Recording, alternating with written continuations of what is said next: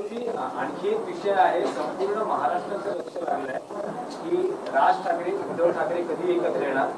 साथ दिली, प्रतिसादही सकारात्मक आहे, पण मनसेतून सांगितलं जात आहे की युतीचा प्रस्ताव पाठवा. ठीक आहे, आपण बरोबर आहे, जे महाराष्ट्राच्या जनतेच्या मनात ते होईल.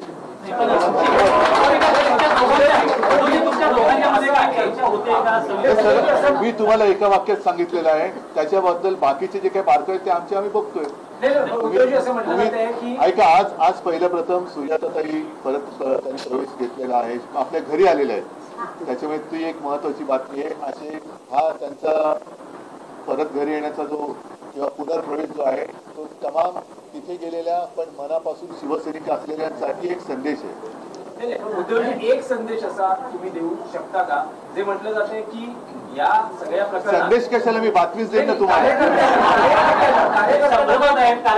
कार्यकर्त्यांचं मनोविजन होते माझ्याकडे, असं म्हणतायत की उद्धव ठाकरे आणि राज ठाकरे हे स्वतःच एकमेकांशी माझ्याकडे शिवसैनिकांच्या मनात कुठेही संभ्रम नाही आणि जे काही त्यांचे सुद्धा सैनिक एकमेकांच्या आमच्या संपर्कात आहेत त्यांच्याही मनात संभ्रम नाही. तर माझं म्हणणं की संदेश वगैरे देण्याच्या विभागात काही थोडंफार हेवेदेवे होते, त्या कारणास्तव मी रागाने गेली होती. पण खरंच मी माझ्या मनाने स्वतःहून दिलगिरी व्यक्त करते, कारण मला हे जाण्यामध्ये काही इंटरेस्ट नव्हता, ते पदात पण तिथे काही इंटरेस्ट नव्हता. पण लोकांनी तिथे जाऊ नये अशी मी सगळ्यांना विनंती करते आणि जे गेलेले आहेत त्यांनी परत आपल्या घरी यावं, कारण जे प्रेम मातोश्रीला मिळतं ते कुठेही मिळू शकत नाही. मला वहिनीने 2 दिवसामध्ये इतकं म्हणजे माझ्याशी बोलल्या ना, तर मला इतकं बरं वाटलं का मी 2 रात्र एवढी शांत झोपली. म्हणजे साहेबांसारखीच जागा आज वहिनी आपल्या चालवत आहेत आणि वहिनीने मला एवढं सांभाळून घेतलं, त्याबद्दल वहिनींचं पण खूप खूप आभार. आणि साहेब तर आपले सगळ्यांनाच माहिती आहे, बाहेर लोक बोलतात उद्धव साहेबांसारखा माणूस कोणी नाही, खरंच लोक बाहेर बोलतात आणि उद्धव साहेबांसारखे खरंच कोणतीच व्यक्ती अशी होऊ शकत नाही.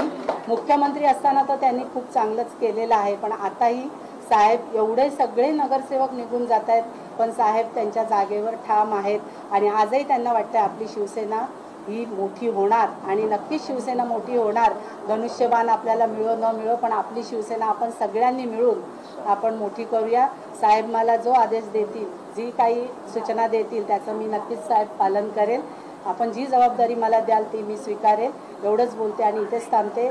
साहेबांचे एकदा आभार मानते, वहिनींचे आभार मानते, राऊत साहेबांचे आभार, आपले आमदार आहेत परब साहेब, कोकणीस भाई यांचे सगळ्यांचे आभार मानते आणि इथेच थांबते. जय हिंद, जय महाराष्ट्र. उद्धव साहेब आगे बढ़ो, उद्धव साहेब आगे बढ़ो.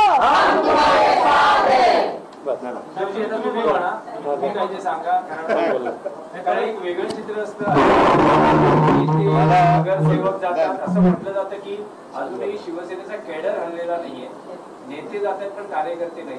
आज ते आता दिसत आहे. सुजाताताईंनी त्यांच्या भावना नेमक्या शब्दात व्यक्त केलेल्या आहेत आणि ज्या वेळेला त्यांनी त्या शिवसेना सोडतात हे कळलं तेव्हा आम्हाला सगळ्यांना एक धक्का बसला होता, वाईटही वाटलं होतं की एवढी आपली जुनी कार्यकर्ती शिवसेना सोडू का शकते आणि कशी शकते. ठीक आहे, तो आता सगळा इतिहास झालेला आहे. गेले 3-4 महिने किंवा किती जो काय काळ तुम्ही तिकडे होतात, तिकडे एकूण सगळं बघितलेलं आहे. बेबंदशाही, अंधाधुंद आणि कशासाठी लोक तिकडे जात आहेत, तिकडे जाऊन काय करताय हे तुम्ही जवळून पाहिलं. त्याच काळामध्ये तुम्ही मला यापूर्वी सुद्धा सांगितलं आणि आत्ता सुद्धा सगळ्यांना तुम्ही सांगितलं की तिथे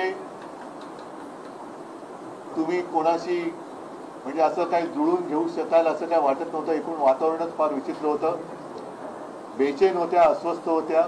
पण त्यांना मी खरंच धन्यवाद देतो की काही जण तिकडे गेल्यानंतर पश्चाताप होतोय, अनेकांना होतोय, पण तुमच्यासारखा निर्णय घेण्याचं धाडस किंवा एक ज्याला हिंमत लागते. नवीन घडामोडी पाहण्यासाठी आजच आम्ही मुंबईकर 24 तासला लाईक करा, सबस्क्राईब करा आणि अपडेट रहा.